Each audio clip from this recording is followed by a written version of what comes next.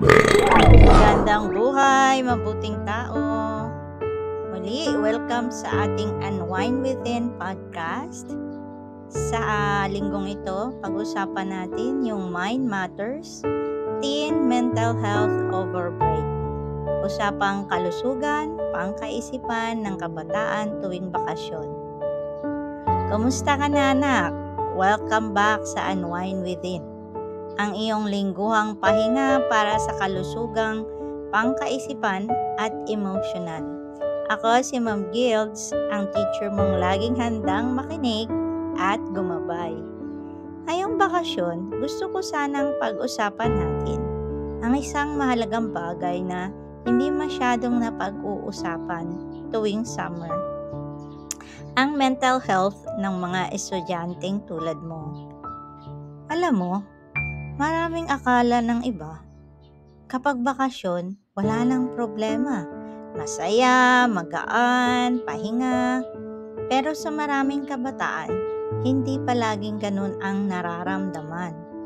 May ilan sa inyo na baka nakaramdam ng lungkot. Dahil siguro namimiss na ang mga kaibigan o dahil hindi nakakuha ng inaasam na honor. May ilan naman na parang nawawalan ng direksyon. Walang routine, walang motivation, puro scroll sa phone. Matapos maya't maya, overthinking. Kung isa ka sa mga yan, hey anak, okay lang yan. Hindi ka nag-iisa. Ngayong summer, gusto kong bigyan ka ng ilang paalala at munting gabay bilang teacher mo na nagmamalasakit sa'yo. Una, okay lang mapagod kahit bakasyon. Kung gusto mo lang humilata at manood ng Netflix buong araw sa unang linggo, go! Hindi mo kailangan maging productive agad-agad. Ang pahinga ay hindi katamaran. Pangalawa, kung nalulungkot ka, i-check mo ang sarili mo. Tanungin mo, ano bang kailangan ko ngayon? Kape? Kausap? Kumot at yakap ni mama? Minsan, ang lungkot ay paalala na may kailangan kang alagaan sa sarili mo. Pangatlo, magplano kahit simpleng routine. Hindi mo kailangang punuin ang araw ng seminars, summer job, trabaho agad.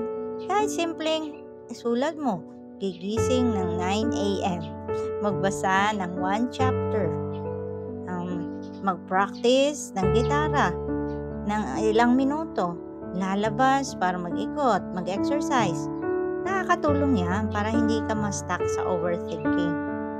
At higit sa lahat, lalahanin mo, hindi sukatan ang worth mo kung productive ka ngayong summer o hindi.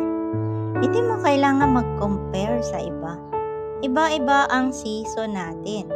At ang season mo ngayon, baka ito talaga ang panahon mo para huminga o magpahinga. Huminga tayo ng sabay-sabay. Sige nga, inhale, exhale. Isa pa. Inhale, exhale. Sana kahit konti gumaan. Anak, habang ini-enjoy mo ang break mo, sana maalala mo ring alagaan ang sarili mo. Sarili mong damdamin at pisikal.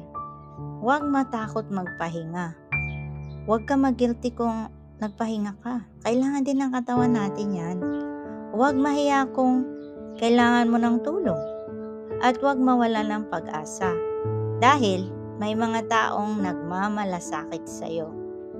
Kahit hindi mo palaging nararamdaman. At isa na ako dun. Bago tayo magtapos, gusto kong iwan sa'yo ang isang quote. Rest is not idle, is not wasteful. Sometimes, rest is the most productive thing you can do for your soul. Hanggang sa susunod nating Unwind Within, ingat ka lagi, uminom ng tubig, ngumiti kahit konti, at yakapin ang katahimikan ng bakasyon. Ako si Ma'am Gilds, teacher mong kakampi sa bawat season ng buhay. Salamat sa pakikinig. Hanggang sa muli.